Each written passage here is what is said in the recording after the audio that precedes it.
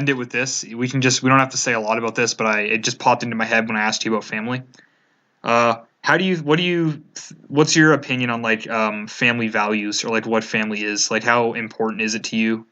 And do you think it's like needs to be important at all? I guess. So pretty much just what the idea of being related to somebody by genetics and blood. Like how important do you think that is to you? Well, it is definitely like an obligatory connection. I think it's an important connection, but like you're not. I don't think you should be required to like them, but you should definitely be required to have an obligation to help them and protect them, unless they're like very specific kind of example. What's the word? Abusive? Abusive or exiling thing. Yeah, okay. I don't know the word. But, like, for the most part, at least have an obligation to be good to them, even if you don't like them too much. So you think the fact that you're just sort of... You're always going to be connected to them by genetics is, like, important enough to, at least do your best to try to keep them in your life sort of thing? Yeah. The thing is, I have very different opinions on what family values are. I don't really know how much of it I want to say. But a lot of that is just because I grew up as like an only child.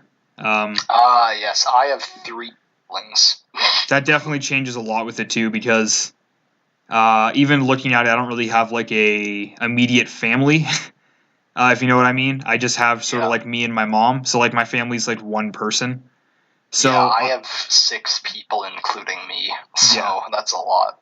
Yeah, so like it's obviously very different between us, but it's sort of when I think of like my obligation towards like a family, I pretty much can just relate it to my mom, and like besides that, I don't really fully understand all the family values that a lot of people hold. I guess all I'll say is I definitely think it's important to stick with them and keep them in your life, but at the same time, they're still a person, and I think it's still pretty. You don't choose them; it's still pretty randomized, like who you're gonna be related to. So I think if you feel like they're really holding you back in some way, I don't really like the set in stone obligation to like force yourself to be around them for your entire existence. Yeah, but I definitely agree with that. I think you should still obviously try your best, but you can only do so much. There's certain people who just they just can't change. They won't change.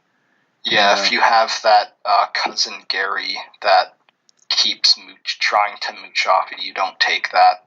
Oh yeah, for sure. Or something like that. I guess the main thing that angers me that I won't talk about too much with like that kind of family stuff is people who just sort of they do it with relationships too and like friends, but I mainly see it with like a boyfriend girlfriend scenario and with a family scenario where people would just sort of take somebody's side just because they're an important person to them. So like I'll have an argument and then the other person will have an argument.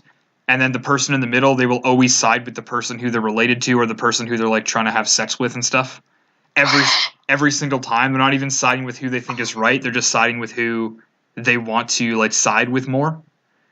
And that will always bug me forever. I fucking hate that because like even if even anybody who I would be related to or someone who's my friend, like if I think they're wrong, I think I'm usually pretty verbal about it. I'm not always verbal about it. Sometimes I'm pretty passive, but I at least think that they're wrong in my head, and I like establish the fact that they're wrong, or I think they're wrong. He needs the cred. Who is this he, and what is the cred? The person who is agreeing with someone they should be. I'm not going to give him a shout out on the fucking podcast, Josh. For sexual favors.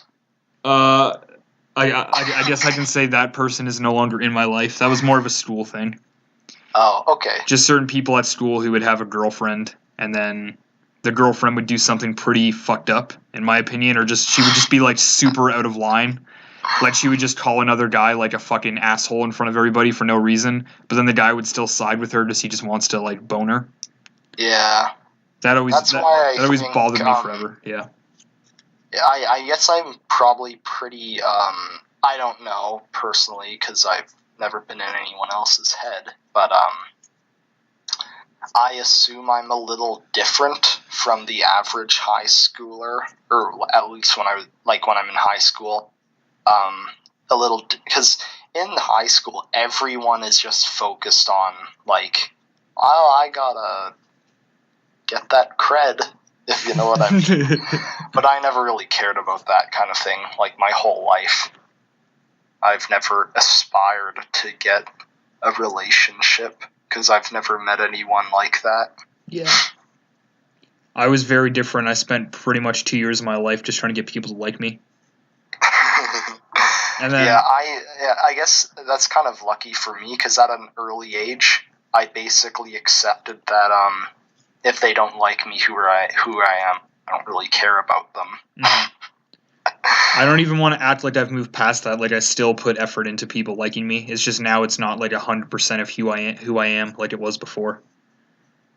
Before that was just like I would just do anything that was supposed to be. Or I would just do all the stuff I would do them because I wanted people to like me, I guess. So like the music I would listen to, whatever, the clothes I would wear, the things I would say, the people I would hang out with, it was all just because I wanted to be perceived in a certain way to everyone else. And I'm definitely not like that anymore, but I can still say that I put a little bit of effort into getting people to like me, for sure. Yeah, for the most part, I never really cared about that, and I thought if they can't handle me, then why should I handle them? But yeah, you were a more level-headed kid than I was. No, it's kind of funny. This was actually during the stage where I like thought I knew everything, kind of thing. Yeah. I still kind of believe this part, but I always thought I'm basically my mental age is twice my real age. but I still share like things that are half my mental age or like half my real age.